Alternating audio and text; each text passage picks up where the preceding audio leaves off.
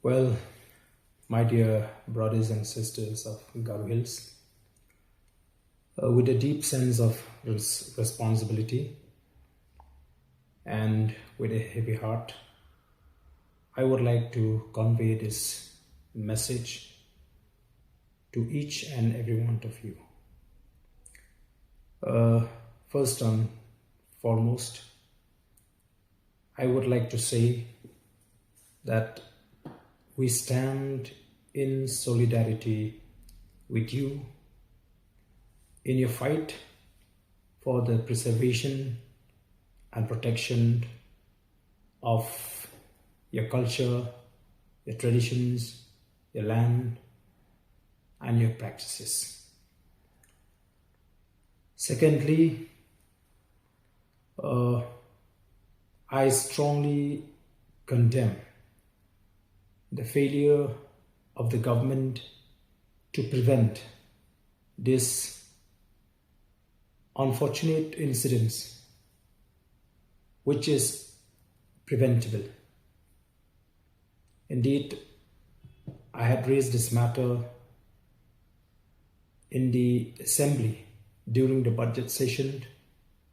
where I had made a mention and questioned the leadership of the MDA government when they openly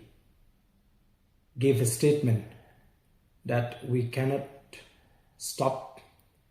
the non-tribal from participating and contesting the MDC election in Garo Hills. I had made a mention in my submission that this careless and irresponsible statement will have a very serious implication, and I have been proven right with the present law and order situation in Garo Hills, which arises out of the attempt on the part of the non-tribals to contest this MDC election, given the fact that they were encouraged by these kind of statements made by the leadership in the MDA government. I would also like to remind each one of us that Meghalaya is a tribal state, and before we attain statehood, our leaders in the past had fought relentlessly to get a special protection and a special provision in the form of the 6th schedule to be incorporated in the Constitution of India. I had been saying this, and I will say it now, that the 6th schedule is not a free gift of the government of India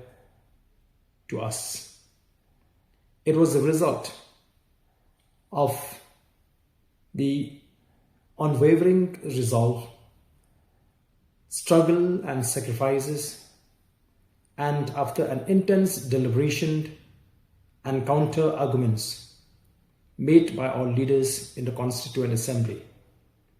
which has culminated in the inclusion of the 6th schedule into the Constitution of India. So therefore, as the children of the soil, we need to understand that the incorporation of the 6th schedule into the Constitution of India is to ensure that the rights of the indigenous people of the state in the tribal areas are guaranteed, are well taken care of. However, looking at the statement made by the present leadership, I will not be hesitated to say that they have the least concern for the interest of the tribal people. It seems they are yet to understand the struggle made by our leaders in the past and the sentiments of the present generation. Therefore, I feel that as an indigenous people of the state, we must come together and fight for the special protection to be given to the indigenous people of the state. However, I would like to make a humble request and